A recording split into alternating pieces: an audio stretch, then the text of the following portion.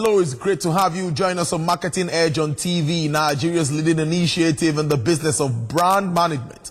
A 30-minute show that features brand news, branding focus, industry interviews, conversations, all in the mix to promote the brand idea, home and abroad. Welcome.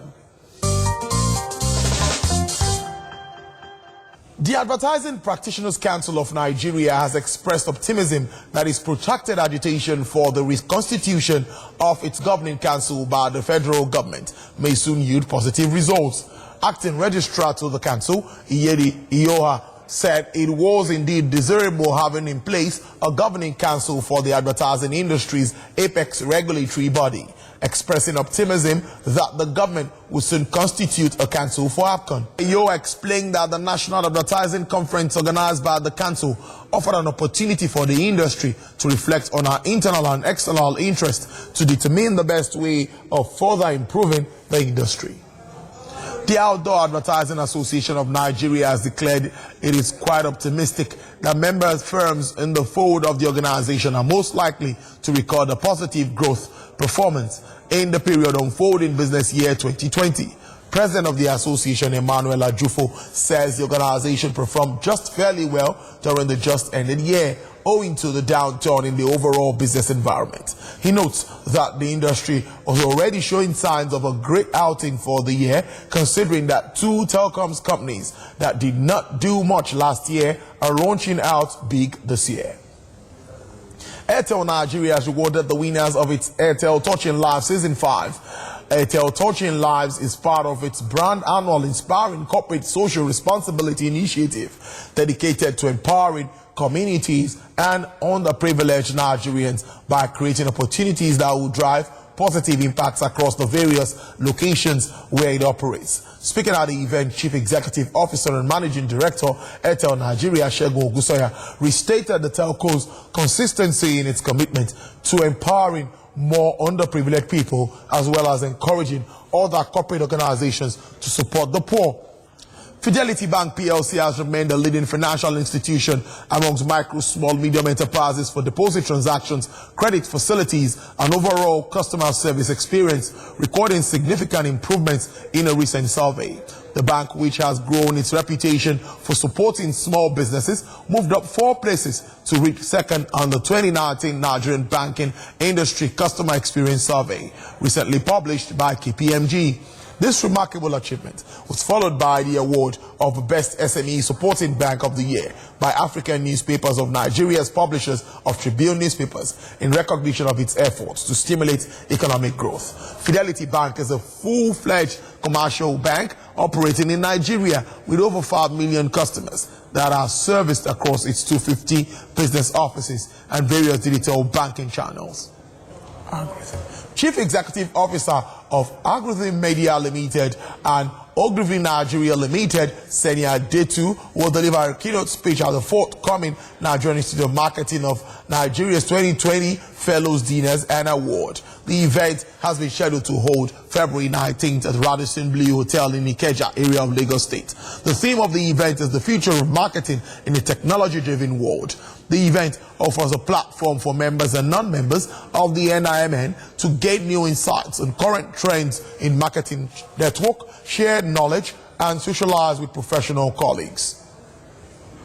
GDM, one of the leading experiential marketing agencies in Nigeria, unveiled its new logo to reflect the core of its business value early in the week. Now, the firm also flagged off the celebration of its 10th anniversary. The company also took time off to commission a CSR project, which it commissioned at the Bagada Comprehensive Junior High School. As clearly indicated by the new logo, the company is moving away from being a marketing operations company to a group of companies that focuses on marketing and innovation.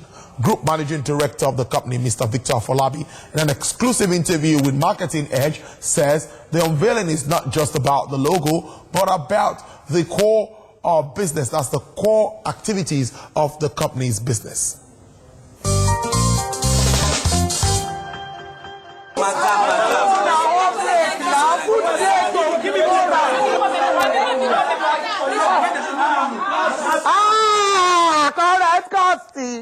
Give me 100 naira rice and add 888 join up. Yeah. On top. Yes. Yes. Which kind of mago be this now? Not be the same 100 and when everybody they pay this morning. They no use code. Which code? Oh boy, no get for market to get better wolf. 888 now even the code yo. Have you?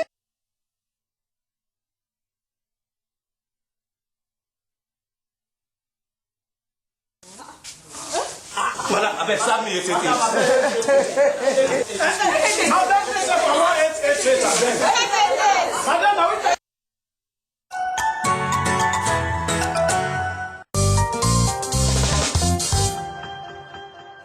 Netflix has made good on its promise to boost marketing spend in the last quarter of 2019. The streaming giant doled out $879 million in marketing in quarter 4, a $325 million increase from the previous quarter.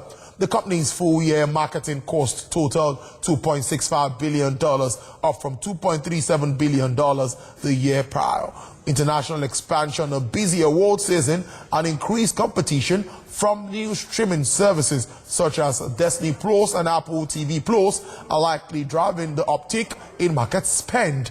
Netflix added 8.8 million subscribers in the fourth quarter. Around 8.3 million additions came from international markets.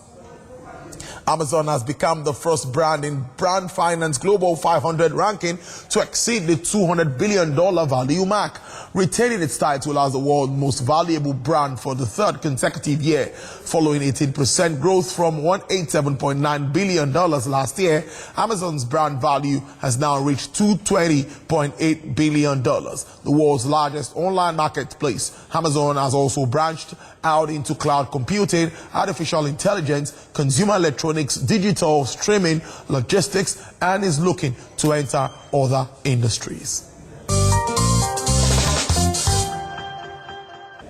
Well, next is brand in focus. Marketing brand values through CSR. The Airtel Example, the best companies are those that sponsor important things. For today's purpose-driven brand to bring its core values to life, humanity must be at the cornerstone of the brand architecture. Whether it's corporate social responsibility, sustainability, community giving, employee volunteering, course in market, or foundation alignment, the more good works a company's value supports, the more favorable the brand.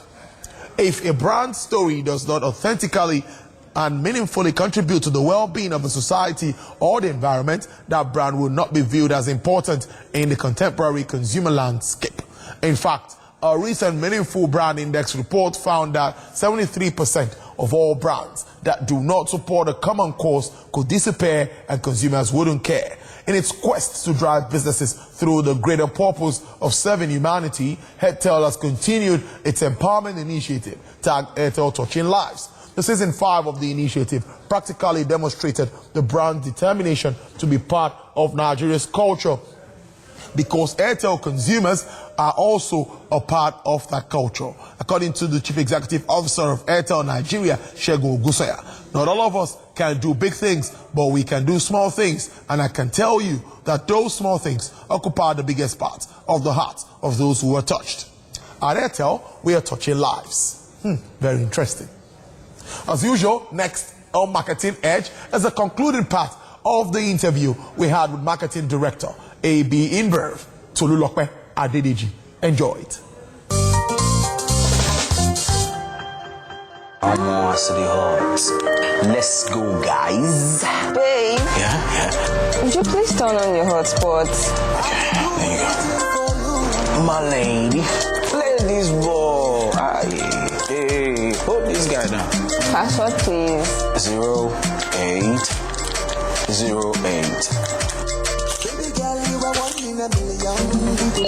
Babe, Yeah. you have a message. From what? Maybe. Read it out now. Read it out to my ears. Free your mind with Airtel Smart Talk and enjoy calls to all networks at a flat rate of 11 kobo per second. Dial *315# to join. Fine girl. Can I have your phone, man?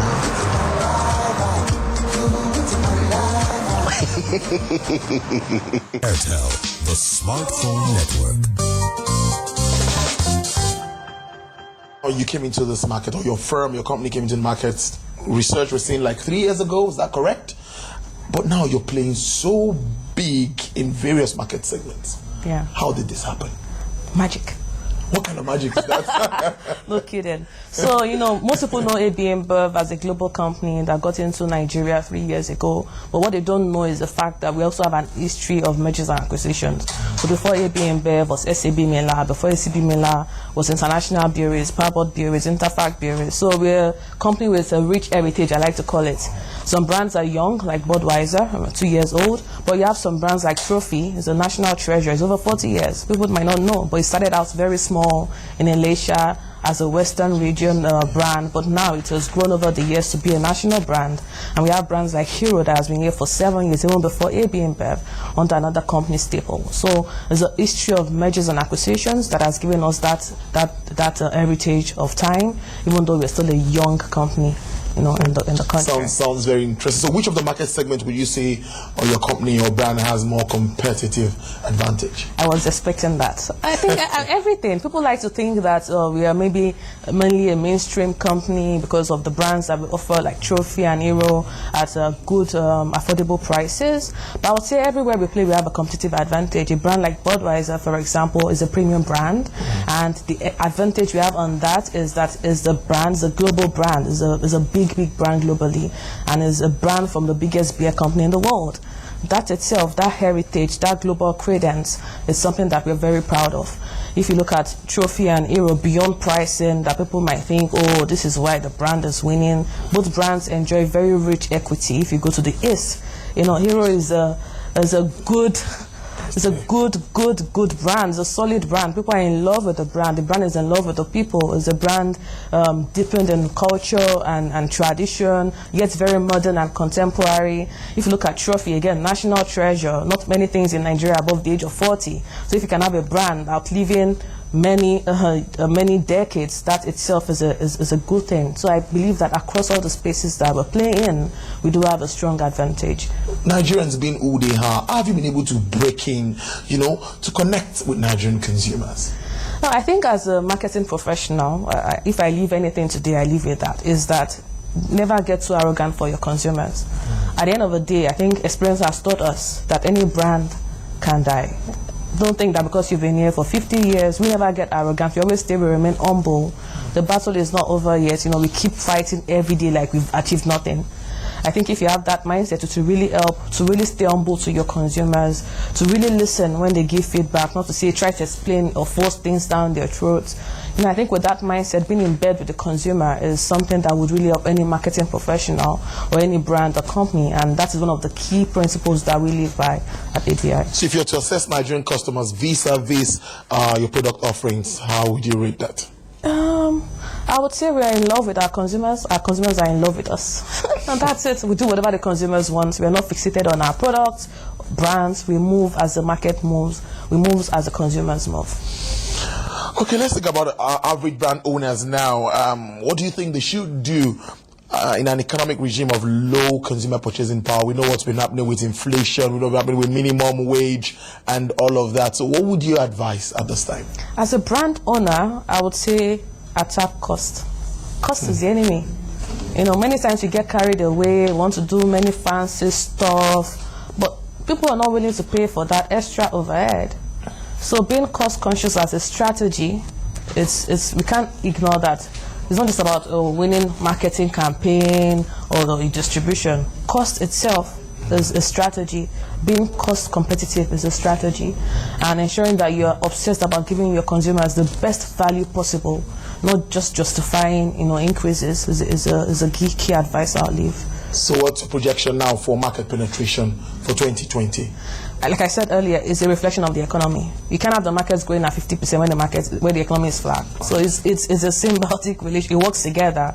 You know, if the economy grows 5-6%, the market will grow maybe 4-5%. If the economy grows 1-2%, market will grow 1-2%, depending on the category. Some categories are more price elastic than the others. So when push comes to shove, people would push some things out and not even buy it at all, and might even decline.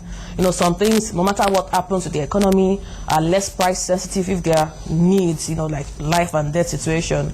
You know, those might even grow ahead of the economy. So